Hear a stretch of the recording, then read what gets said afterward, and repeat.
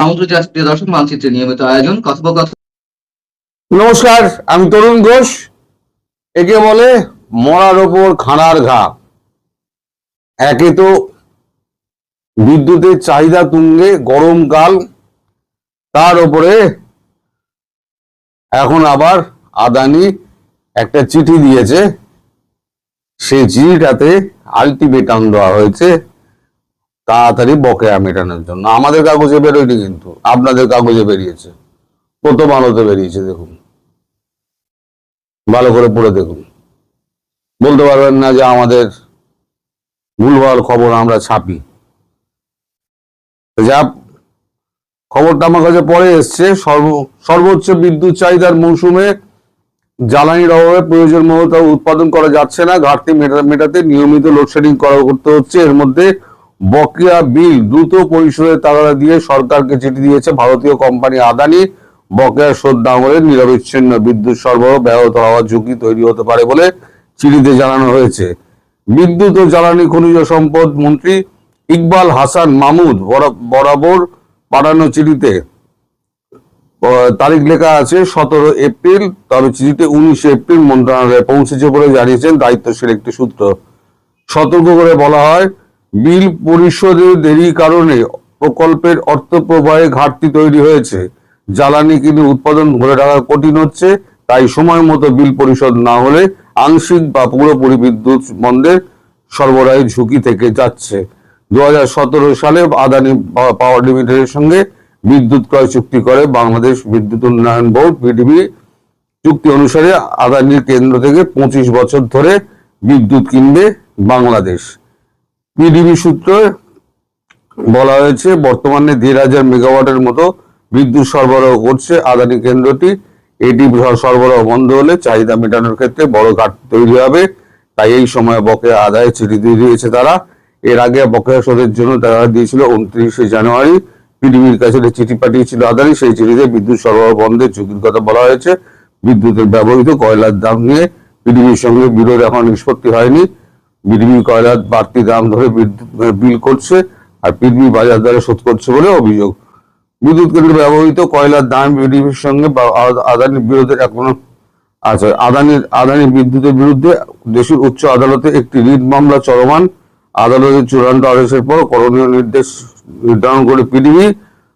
অতএব আদালতের নির্দেশ যতক্ষণ না আসছে, পিডিবি যদি টাকা না দেয় তাহলে ক্যাচাং ফু।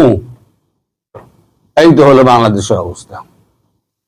এই যে যখন আপনারা ক্ষমতায় এলেন, ক্ষমতায় আসার আগে আপনারা যে বাতেলা ফাতেলা গুলো করেছিলেন, যে ভারতের কাছে আওয়ামী লীগ সরকার বাংলাদেশকে বন্ধক দিয়ে দিয়েছে, করদ রাজ্য না কি বলে, তাতে পরিণত করে দিয়েছে। তা আপনারা তো এলেন দুটো সরকার। প্রথমে ইউনূসের সরকার, সে বৈধ হোক অবৈধ হোক সে নিয়ে বিতর্ক থাকতে পারে। তারপরে এলেন আপনাদের ওই স্বনির্বাচিত অঘোষিত সংসদীয় গণতান্ত্রিক সরকার। তো সেই সরকারও তো এখন 2 মাস ধরে বিদ্যুৎ নিয়ে যাচ্ছে। ওই চুক্তিটা তো এ করলেন না, আবার চলে গেলেন আদালতে। তা যখন কেউ কোর্ট দেখায়, ধরুন কারোর সঙ্গে কারোর বিবাদ হচ্ছে, আউট অফ দ্য কোর্ট সেটেলমেন্টই সব থেকে ভালো। কোর্ট যদি আপনি দেখান তাহলে সেক্ষেত্রে হবে কি, এক পক্ষ বলবে তাহলে ঠিক আছে, কোর্টের নিষ্পত্তি যতক্ষণ না হচ্ছে ততক্ষণ পর্যন্ত আপাতত ঝগড়া ঝুড়ি চাপা রইল, বা ব্যবসা ঝুড়ি চাপা রইল, বা বিদ্যুৎ সরবরাহ ঝুড়ি চাপা রইল। এখন এই বকেয়া বিলটার জন্য এই যে টাকাটা দিতে একটা চূড়ান্ত নোটিশ পাঠানো হয়েছে, সেই চূড়ান্ত নোটিশ যদি আপনারা টাকা না দিতে পারেন, বাংলাদেশ সরকার যদি টাকা না দিতে পারে, তারক রহমান সরকার টাকা না দিতে পারে, তাহলে পরে বিদ্যুৎ বিচ্ছিন্ন হওয়াটা খুব একটা মানে দূরে নয়, এটুকু বলতে পারি। কারণ আমি অনেকদিন আগে থেকেই বলছি, এবার ভারত কি কি করবে তা দেখতে থাকুন। এখনো কিছু হয়নি। পশ্চিমবঙ্গে নির্বাচনটা শেষ হয়ে যাক এবং মে 4 তারিখে ভোটের রেজাল্ট বেরিয়ে যাক, তারপর সরকার গঠন হোক, তারপর খেলা দেখবেন। ধোপা কাঁচা কাছে না, বাংলাদেশকে ভারত ধোপা কাঁচা কাচবে। কারণ আমরা যা বুঝতে পারছি, হাওয়া যেদিকে, পশ্চিমবঙ্গে বিজেপি আসার সম্ভাবনা কিন্তু প্রবল হয়ে যাচ্ছে। আর বিজেপি যদি আসে, কারণ আসামে বিজেপি, ত্রিপুরায় বিজেপি, বিহারে বিজেপি, উড়িষ্যায় বিজেপি, মধ্যিখানে রয়ে গেছিল শুধু ওয়েস্ট বেঙ্গলের এই 2200 কিলোমিটার, সেটা হচ্ছে নন বিজেপি রাজ্য। তার মানে পুরো বিজেপি শাসিত রাজ্যগুলো দিয়ে আপনার সীমান্ত একেবারে ঘেরা হয়ে গেল। এবার আপনারা হয়ে গেলেন ঘেরাবন্দি। ঘেরাবন্দি একটা সরকারকে যদি ধোপার পাটের মতো কাঁচা হয়, তাহলে পরে সে তো একদম সাদা রং ফং উঠে গিয়ে সাদা ধবধবে হয়ে যাবে। আচ্ছা করে ওই সোডা সাবানে চোবানো হবে, আর আচ্ছা করে কাঁচা হবে। আর কি কি হবে এখনো ওয়েট করুন, আরো অনেক কিছু হবে। আমি সেগুলো বলে বাংলাদেশের মানুষকে প্যানিকগ্রস্ত করব না। প্যানিক হয়ে গেলে এই যে অবস্থার মধ্যে একই অশান্তির মধ্যে জ্বলছেন, আরো যদি প্যানিক ছড়িয়ে দিই তাহলে পরে দেশটা অশান্ত হবে। আমি চাই না দেশটা অশান্ত হোক। তবে খবরটা আমি দেরিতে পাওয়ায় আমি একটু দেরিতে আমি এটা আপলোড করছি। তো এখন আপনারা বিচার করুন, আদানির টাকা মেটাবেন নাকি অন্ধকারে থাকবেন। তবে যা অবস্থা দেখছি, না পাবেন খাদ্য, না পাবেন তেল, না পাবেন কারেন্ট, কি হইব আপনারও? পকেটেও পয়সা কড়ি নাই। ইউনুস সব ফতুর করে দিয়ে গেছে। ইউনুস যে টাকাগুলো ওই জমিয়ে রেখেছিল না, সব দেনা পরিশোধ করেনি। আর সরকারের চাল দিয়েছে, শেখ হাসিনা সরকারের চাল দিয়েছে, শেখ হাসিনা সরকারের তেল বিক্রি করেছে, আর কিছু আমদানি, লোক দেখানো কিছু আমদানি করেছে, যেগুলো নামমাত্র। আসলে জমানো যে জিনিসগুলো ছিল, যেগুলো শেখ হাসিনা তিন করে জমিয়েছিলেন, সেইগুলো খরচা করে উনি দেখিয়েছেন যে আমি এত টাকা রেখে গেলাম। কারোর কোনো বিল পরিশোধ করেননি, কারোর কোনো বিল করেননি। সব দায় এসে পড়েছে এখন তারেক রহমান সরকারের কাছে। এবার তারেক রহমান সরকার কি করে এই টলমল সরকারকে সামলিয়ে চলবে, তার একই রাজনৈতিক জ্ঞান নেই। রাজনীতি তিনি বোঝেন না। 17 বছর বিদেশে থেকেছেন, মানে বাংলাদেশের পাল 17 বছরে কোন জায়গা থেকে কোন জায়গায় গিয়েছে তিনি ধরতে পারছেন না। তাকে গুছিয়ে বসতেই সময় লাগছে। তার উপর তিনি একটি অশিক্ষিত গণ্ডমূর্খ, ওনার মাথায় ঢুকবে কি করে? এখন আপনারা নিজেরা ভেবে দেখুন, এই যে তারেক রহমান সরকার কতদিন এই সরকারের গদিতে বসে থাকবে। আমি অনেকদিন আগে বলেছিলাম, ভারত এমন অবস্থার সৃষ্টি করবে যে তারেক রহমান প্লেন ধরে সোজা আবার লন্ডন চলে যাবেন। তিনি কিন্তু এই দেশে বেশি দিন থাকতে পারবেন না, সরকার প্রধান থাকতে পারবেন না। আরো একটা কথাই বলেছিলাম যে ঝ্যাঁটা জুতো নিয়ে পাবলিক কিন্তু এই সরকারের মন্ত্রীদের নেপালের মতো তাড়া করবে। নেপালের মন্ত্রীরা নয়, ভারতবর্ষে আশ্রয় নিয়েছিলেন। কেউ দিল্লিতে, কেউ সিকিমে আশ্রয় নিয়েছিলেন। শ্রীলঙ্কার মন্ত্রীরা ভারতবর্ষে আশ্রয় নিয়েছিলেন। আপনারা কোথায় যাবেন? আপনাদের একজনকেও তো রাখা হবে না। বিশেষ করে সালাউদ্দিন, ওটা মহা বদমাস, দুষ্ট লোক। ওই দুষ্ট লোকটা ভারতে থেকে এখানে মোৎসব করতো, আর ওখানে গিয়ে ভারতের পশ্চাৎ দেশে বাঁশ দেওয়ার জন্য যত রকম কাজ করছে, তত রকমই কাজ করে যাচ্ছে। কালকে আমি আপনাদের সঙ্গে কথা বলবো যে কেন শেখ হাসিনাকে তাড়াতাড়ি ভারত ফেরত পাঠাতে চাইছে। এখানে কিছু শঙ্কা, কিছু আশঙ্কার ব্যাপার রয়েছে। আমি সেই জন্য এই ভিডিওটি আগামীকাল করব, আজকে আর করব না। আগামীকাল সন্ধ্যাবেলা ওই ভিডিওটার জন্য অপেক্ষা করবেন। ফলে বাংলাদেশের রাজনীতিতে, সমাজ ব্যবস্থায় এবং বিশ্বব্যাপী যে সকল মিডিয়া রয়েছে সেখানে তার যে একটা ভাব এবং মূর্তি এই দুটো গড়ে উঠেছে সেটা স্বস্তিদায়ক নয়। যে সকল দুর্নাম, যে সকল বদনাম তার বিরুদ্ধে দাঁড় করানো হয়েছে তা ভেঙে চুরমার করে দেওয়ার মতো যে সময় দরকার, যে কর্ম দরকার সেটা তিনি পাচ্ছেন না। ফলে ক্ষমতা আরোহণ করার সঙ্গে সঙ্গে রাজনীতির যে নিস্তব্ধতা, রাজনীতির যে নীরবতা এবং যে শূন্যতা, সেই শূন্যতার কারণে যারা বিরোধী দল তারা মনের আনন্দে বগল বাজাচ্ছে। এখানে যদি আওয়ামী লীগ থাকতো তাহলে যে সুর হতো, যে গোল হতো এবং বিরোধী রাজনৈতিক দলগুলোর মধ্যে যে প্রতিযোগিতা থাকতো তার ফলে প্রধানমন্ত্রীর বিড়াল নিয়ে, তার হাত নাড়া নিয়ে, তার সেই যে সংসদে ভাষণে যে মানে যেটিকে বলা হয় মুখ ফসকে যে সকল কথা অনেক সময় বের হয়ে যায় সেগুলো নিয়ে বিরোধী দলের ট্রল করার কোনো সুযোগ ছিল না। জামাত এবং আওয়ামী লীগ বা জামাত এবং অন্যান্য রাজনৈতিক দলগুলো, যেমন ধরুন workers party, Jasad, communist party, তারা রাজপথে এতটাই ব্যস্ত থাকতো, তো সেই ব্যস্ততার ফলে কি হতো, জামাত তাদের নিজেদের গদি রক্ষা করার জন্য প্রাণপণ চেষ্টা করত। কিন্তু এখন রাজনীতির ময়দানে বলতে গেলে জামাত তুলনাহীন, জামাত একক এবং বলতে গেলে তারা যা ইচ্ছে তাই করতে পারছে, যা ইচ্ছে তাই বলতে পারছে। তারা তারেক রহমান সাহেবকে নিয়ে গান বানাচ্ছেন, তারা বিএনপি শাসনামল নিয়ে নাটক তৈরি করছেন প্রায় প্রতিদিনই মিডিয়াতে, তারপর সামাজিক মাধ্যমে এমন সব যাকে বলা হয় ন্যারেটিভ তৈরি করা হচ্ছে বিএনপির বিরুদ্ধে, ওগুলো দেখলে যে কোনো মানুষ মানসিকভাবে অসুস্থ হয়ে পড়বে, তারপর কথা বলার শক্তি হারিয়ে ফেলবে এবং অনেকটা খামোশ হয়ে যাবে, চুপচাপ হয়ে যাবে। এবং এরকম ঘটনা এখন সামাজিক মাধ্যমে প্রায় প্রতিদিন হচ্ছে।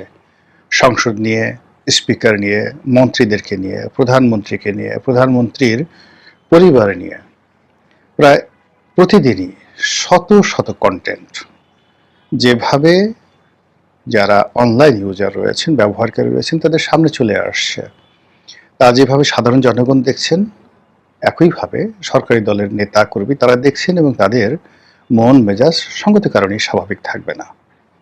তো এই যখন একেবারে শিশু সরকার, 2 মাস যে সরকারের বয়স, আপনি তাকে তো শিশুই বলবেন বা নবজাতক বলবেন, তো সেই সরকারের যে মনস্তাত্ত্বিক রসায়ন এটিতে বিষক্রিয়া তৈরি হবে, এটাই স্বাভাবিক। ফলে সরকারের সবাই মন খারাপ, সবারই মন খারাপ। এর মধ্যে দেশের চলমান সমস্যা, যেগুলো ইউনূস সরকার তৈরি করেছেন, যেগুলো শেখ হাসিনা সরকার তৈরি করেছেন, সেগুলোর দায় বহন করতে হচ্ছে। $120 বিলিয়ন বিদেশি ঋণ,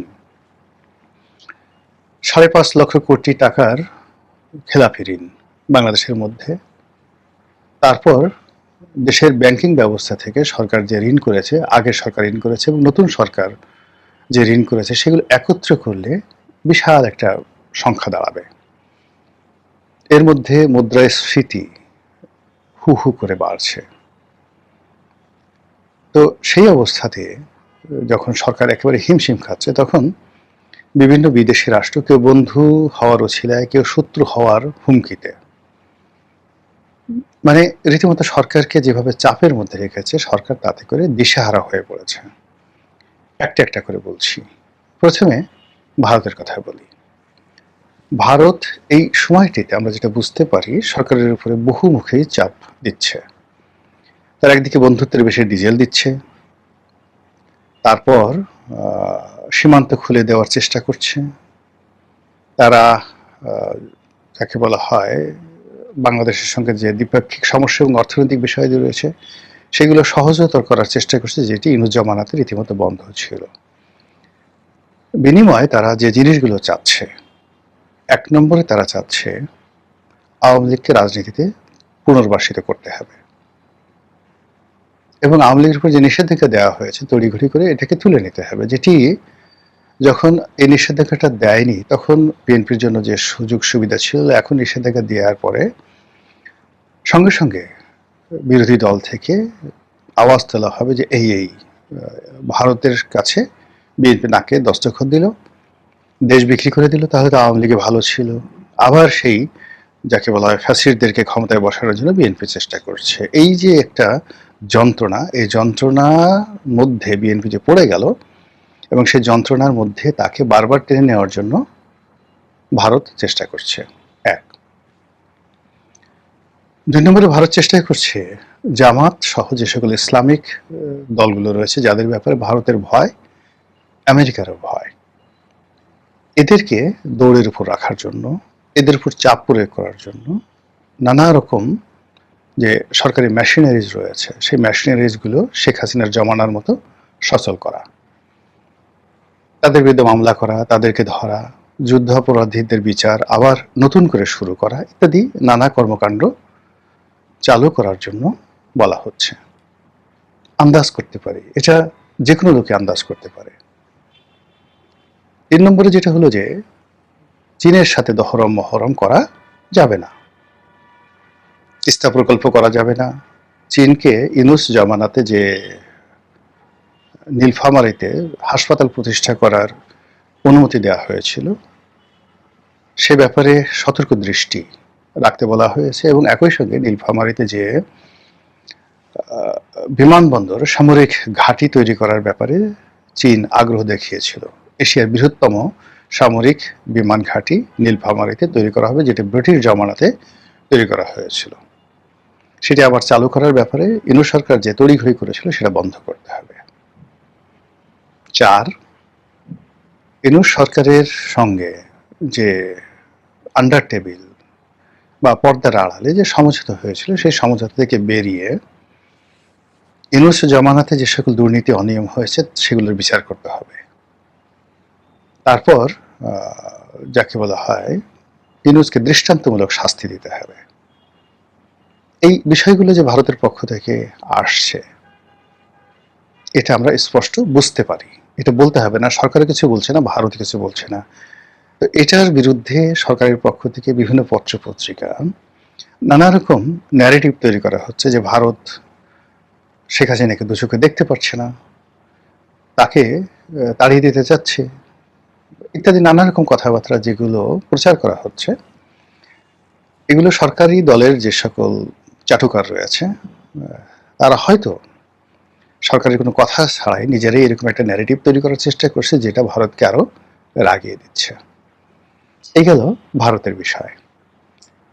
একইভাবে চীন তারা বসে নেই, তারা সরকারকে চাপ দিচ্ছে চীনের স্বার্থগুলো রক্ষা করার ব্যাপারে, চাপ দিচ্ছে এই অঞ্চলকে ঘিরে চীন যে সামরিক পরিকল্পনাগুলো করছে, যে অর্থনৈতিক পরিকল্পনাগুলো করছে, কিংবা সোজা বাংলায় বলতে গেলে এই অঞ্চলকে কেন্দ্র করে চীনের দীর্ঘদিনের যে লোভ এবং লালসা, এখানে সামরিক কর্তৃত্ব প্রতিষ্ঠা করে এবং ভারতের যে ইস্টার্ন রিজন রয়েছে, পূর্বাঞ্চলীয় যে অংশগুলো যেটাকে আমরা 7 সিস্টার বলি, এই 7 সিস্টারে চীন আধিপত্য করবে এবং এই 7 সিস্টার নিয়ে যেন সবসময় ভারত এতটা ব্যস্ত থাকে যার ফলে ওয়েস্টার্ন রিজনে পাকিস্তান এবং ওয়েস্টার্ন রিজনে যে সকল অঞ্চল রয়েছে চীনের সীমান্ত ঘেঁষা অঞ্চল, সেখানে যেন ভারত দুর্বল হয়ে পড়ে। এই জন্য বাংলাদেশের ভূমিকে চীন একটা উর্বর ভূমি হিসেবে ব্যবহার করতে চাচ্ছে, যেভাবে 2001 থেকে 2006 সনে তারা করেছিল। এবং ওই সময়টাতে উলফা বা অন্যান্য যে সকল বিদ্রোহী রয়েছে 7 সিস্টার, তাদের বলতে গেলে স্বর্গভূমি হয়ে গেছিল বাংলাদেশ। এইরকম একটা পরিবেশ আবার তৈরি করার জন্য চীনের পক্ষ থেকে একটা প্রেশার থাকবে, আছে, এবং এই প্রেশার ছাড়া চীন একটি পয়সাও দেবে না। এবং চীন যদি বর্তমান সরকারের কাছ থেকে কোনো রকম গ্রিন সিগন্যাল না পায়, তাহলে চীনের যে সকল মেশিনারিজ রয়েছে সেই সকল মেশিনারিজ বুমেরাং হবে সরকারের জন্য। গেল 2। 3 নম্বর হলো পাকিস্তান। এখন পাকিস্তানের খায়ের জেগেছে বাংলাদেশের ব্যাপারে আবার নতুন করে ভাবার জন্য। বাংলাদেশে তাদের আধিপত্য, আইএসআই এর তৎপরতা এবং 1971 সন নিয়ে বারবার যেভাবে বাংলাদেশের মানুষ পাকিস্তানকে গালাগাল করে, এখন সেসব বাদ দিয়ে পিয়ারে পাকিস্তান যে তাদের যে থিওরি, পাকিস্তানকে ভালোবাসো, পাকিস্তানকে কাছে করে নাও, পাকিস্তানকে মহব্বত করো, পাকিস্তানি খাবার খাও, পাকিস্তানে যাও বেশি বেশি, পাকিস্তানি পণ্য আমদানি করো, কিন্তু পাকিস্তানি মেয়েদেরকে বাংলাদেশে বিয়ে দেবে না। কোনো অবস্থাতেই পাকিস্তানি রমণী আওরাত বাঙালিরা যেন বিয়ে করতে না পারে, এই ব্যাপারে সতর্ক হওয়ার জন্য তারা প্রাণান্ত চেষ্টা করবে এবং সেটা তারা শুরু করে দিয়েছে। বোঝার চেষ্টা করুন সরকারের ত্রিমুখী যে চাপ, এই চাপের সঙ্গে আবার ইন্দো ইউরোপীয় চাপ রয়েছে। আপনারা জানেন যে ইউনুস জামানাতে আমেরিকার সঙ্গে একটা চুক্তি হয়েছে, সেই চুক্তির বলে এখন আমেরিকার যে কৃষি পণ্য অবাধে বাংলাদেশে প্রবেশ করবে। পৃথিবীর সারা দুনিয়া যদি মাগ নাও দিতে চায়, তবুও আমেরিকা থেকে ওই সকল পণ্য উচ্চ মূল্যে বাংলাদেশে আমদানি করতে হবে। আমেরিকার বিমান, বোয়িং বিমান, এগুলো কিনতে হবে। আমেরিকা থেকে সামরিক অস্ত্রশস্ত্র কিনতে হবে।